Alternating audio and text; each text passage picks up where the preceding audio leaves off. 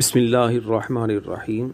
معزز طلبہ کرام، بعض اوقات ایک کلمہ دوسرے کلمے سے اور کلمات کا ایک مجموعہ دوسرے مجموعے سے خاص تعلق رکھتا ہے، لہذا ترکیب کرنے والے کو چاہیے کہ جب عبارت میں کسی کلمے یا کلمات کے مجموعے کو وہ پہچان لے تو اس کے فوراً بعد اس کے مخصوص متعلق کو تلاش کرے۔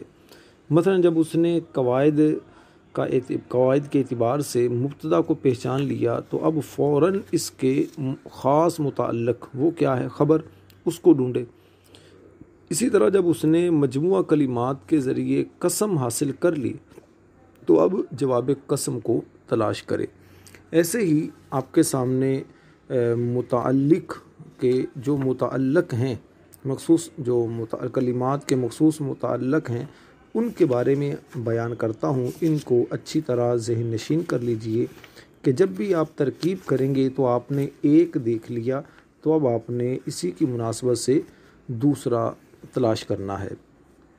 جیسے مبتدا ہے تو اس کا متعلق خبر، فعل ہے تو فعل کا متعلق فاعل، اگر فعل معروف ہے تو فاعل، اور پھر فعل مجہول ہے تو نائب الفاعل، فعل متعدی ہے تو اس کے ساتھ یعنی کہ فاعل اور مفعول، فاعل کے ساتھ ساتھ مفعول بہ، مفعول فی، مفعول مع، مفعول لہو، مفعول مطلق، یہ دیکھیں گے، یہ فعل کے متعلقین ہیں۔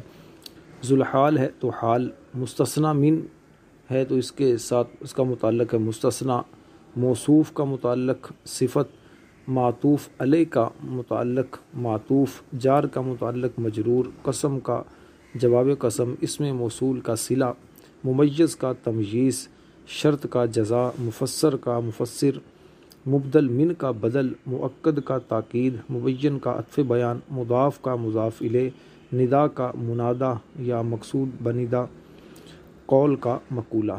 یہ بنیادی طور پر 18 چیزیں ہیں۔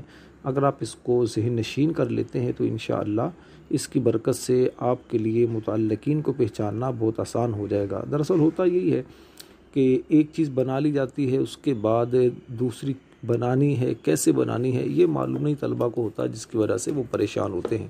اچھا، پھر ایک چیز یہ بھی ذہن میں رکھیں، جیسے آپ مبتدا بناتے ہیں تو پھر آپ کو یہ پتہ ہونا چاہیے کہ مبتدا کون سے اسماء بن سکتے ہیں، یعنی معرفہ ہونا چاہیے مبتدا کے لیے یا نکرہ مخصوصہ ہونا چاہیے۔ تو اس طرح آپ دیکھتے ہیں، اور دو صورتیں ایسی ہیں کہ جس میں نکرہ بھی مبتدا بن سکتا ہے کہ جب وہ عموم پر دلالت کرے۔ تو اس طرح کر کے آپ یہ چند ایک مثالیں دیں آپ کو، تو آپ کے پیش نظر یہ چیز ہونی چاہیے کہ میں جس کو مبتدا بنا رہا ہوں تو کیا وہ مبتدا بن بھی سکتا ہے یا نہیں۔ اسی طرح آپ فعل دیکھتے ہیں تو فعل کے بارے میں بھی آپ کو بنیادی باتیں معلوم ہونی چاہیے۔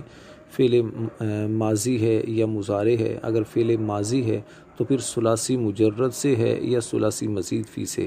اگر ثلاثی مجرد سے ہے تو آپ کے سامنے 3 اس کے وزن ہونے چاہیے کہ کیا ان میں سے کوئی ہے، فاعلہ، فاعلہ، فاعولہ وغیرہ میں سے کسی وزن پر، اور اگر مضارع ہے تو پھر اس کے 3 وزن، یفعل، یفعل، یفعل اس وزن پر، اور اگر فعل ماضی مجہول ہے تو فعل کے وزن پر، اور مضارع مجہول ہے تو یفعل کے وزن پر یہ ہوں گے۔ اور اگر ثلاثی مزید فی ہے تو ثلاثی مزید فی کے جو 12 ابواب ہیں، باب افعال، تفعیل، مفاعلہ، تفاعل، تفاعل، افتعال، انفعال، استفعال وغیرہ، یہ جو اس کے ابواب ہیں اس پر وزن آنا چاہیے جن کے ثلاثی مزید فی ہے، اور اسی طرح اگر اس کا جو مجہول ہے وہ آپ کے سامنے ہونا چاہیے۔ یہ بنیادی چیزیں آپ کو فعل کے بارے میں معلوم ہونی چاہیے۔ اس طرح ذوالحال ہے، ذوالحال آپ بناتے ہیں تو آپ کو یہ بھی پتہ ہونا چاہیے کہ ذوالحال کون کون سی چیزیں ہو سکتی ہیں۔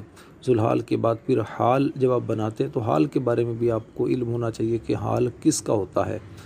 حال فاعل کی حالت بیان کرتا ہے یا مفعول کی حالت وہ بیان کرتا ہے، یا فاعل مفعول دونوں کی حالت فاعلی یا مفعولی کو بیان کرتا ہے، تو یہ چیز آپ کے پیش نظر ہو۔ مستثنی ہے، مستثنی من اس طرح ہے، تو موصوف، صفت وغیرہ، بہرحال ایک پوری ڈیٹیل ہے اس پر آپ غور کرتے رہیں گے تو انشاءاللہ اس سے آپ کو فائدہ ہوگا۔ کوشش کیا کریں، زیادہ سے زیادہ غور و فکر کیا کریں، غور و فکر کریں گے، کلمات کو دیکھ کر پہچاننے کی کوشش کریں گے، ترکیب بھی آپ کی اچھی ہوگی اس سے، اور دوسرا یہ کہ قواعد میں پختگی بھی آئے گی۔ اللہ تعالی ہم سب کو عمل کی توفیق دے۔ اپنے بھائی راشد نور مدنی کو دعاؤں میں یاد رکھیے۔ صلو علی الحبیب صلی اللہ تعالی علی محمد۔